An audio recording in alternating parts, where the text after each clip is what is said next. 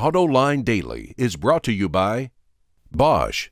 The number of clean diesel models in North America will double by 2014. Bosch Clean Diesel. Good, clean, fun. Bridgestone. Your journey, our passion. Dow Automotive Systems. Improving durability and increasing design flexibility with Betamate structural adhesives at dowbetamate.com. And by the 2013 Hyundai Sonata. Learn more at HyundaiSonata.com. Hello and welcome to Autoline Daily. It's the 30th of August. I'm John McElroy, and here's the news. Looks like General Motors is going through a brain drain. 4 senior technical leaders have left the company's R&D operations in a relatively short amount of time. The latest is Chris Borroni-Bird, who played a crucial role in the development of the GM Autonomy and the Envy. Earlier this year, Alan Taub, who was vice president of R&D, retired from the company well before retirement age. The same goes for his predecessor, Larry Burns, who left 3 years ago. And the same goes for Bob Purcell, who played a key role in the development of the EV1. He left the company 2 years ago.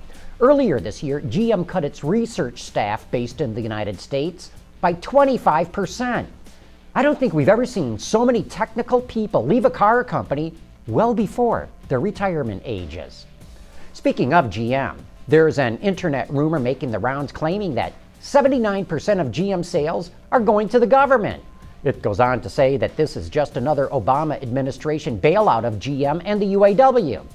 Well, let's examine the facts. So far this year, about 3% of GM sales have gone to government agencies. Of that, 3/4 were to state and local governments, not the feds. And while GM's government sales did shoot up in June and July, half of those were police cars.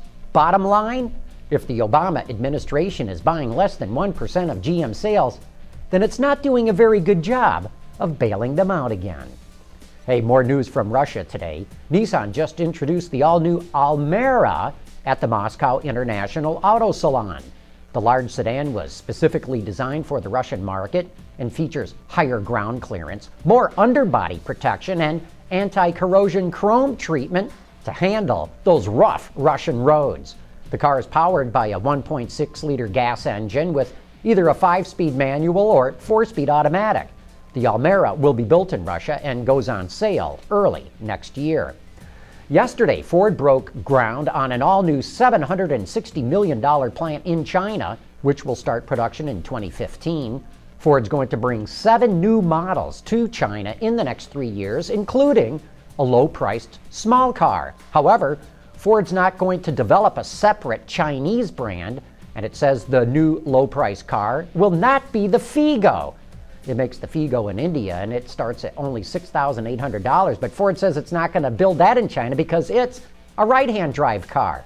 But I say, come on guys, how hard could it be to move the steering wheel over to the other side of the car?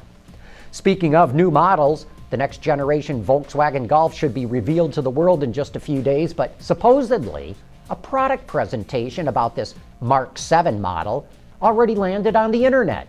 The Golf will supposedly lose 100 kilograms of mass, that's about 220 pounds, yet it's going to be a little bit longer and slightly roomier and should get better fuel economy. Look for more details next week and the full story later in September when the car officially debuts at the Paris Motor Show. VW is also hard at work on its super efficient XL1. The car was spotted enduring some hot weather testing, and you know, there's been several concept versions of this low-slung, bullet-shaped 2-seater, but the company is rumored to be close to offering a production model.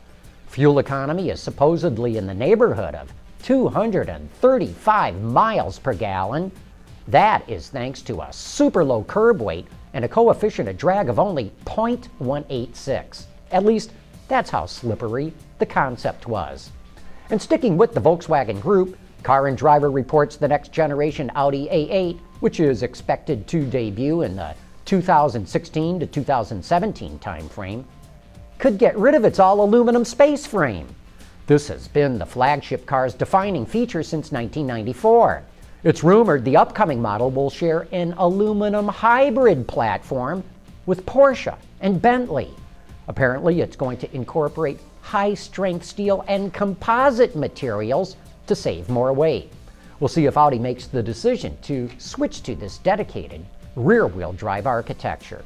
And after the break, we're going to take a peek at one of the most expensive SUVs on the road.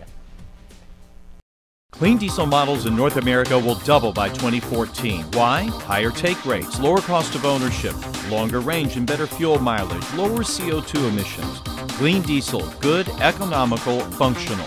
Bosch, invented for life. The large and midsize SUV segments are doing pretty well in the United States. Despite high fuel prices, sales are flat to slightly up. We recently put one of the biggest and most luxurious to the test. This American-grade SUV hails from Great Britain, of all places. Craig Cole has more. America is a land of conspicuous consumption. If you've got it, flaunt it with mansions, yachts, and high-end autos. And it's hard to consume more conspicuously than with this, the Land Rover LR4. This luxury SUV starts at a base price of about $50,000, but our test model here has been optioned up to more than 61 grand, which really is kind of a bargain compared to the line-topping Range Rover. It may have been built in the West Midlands, but this British brick is right at home in America. It's wide, tall, and can traverse just about any terrain on the planet, which is ridiculous overkill for shuttling kids to the mall or driving to grandma's house in the winter. It's powered by a quiet-running 5-liter direct injection V8 that puts out 375 horsepower and 375 foot-pounds of torque. This engine moves the portly LR4 quite well, and it's backed by an occasionally clunky shifting 6-speed automatic transmission.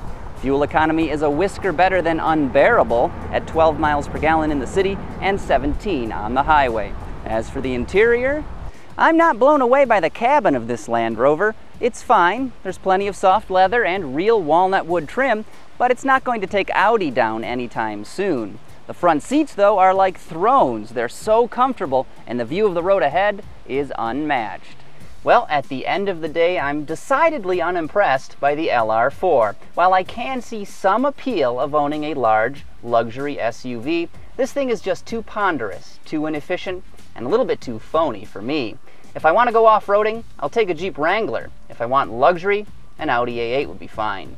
This really is the best of no worlds. According to data provided by Ward's Auto, calendar year-to-date sales of the LR4 are down roughly 9% through July, making it one of the brand's least popular models. Interestingly, the Range Rover Sport is the top seller, while the newly introduced Evoque is coming on strong. It is in second place. Say be sure to join that bodacious auto extremist Peter DeLorenzo and myself for the best insider discussion of what's going on in the automotive business. Joining us is Randy Stevens, the chief engineer of the Toyota Avalon, and we'll kick that all off tonight at 6 p.m. Eastern Time on Autoline After Hours. And that wraps up today's show. Thanks for watching. We'll see you tomorrow.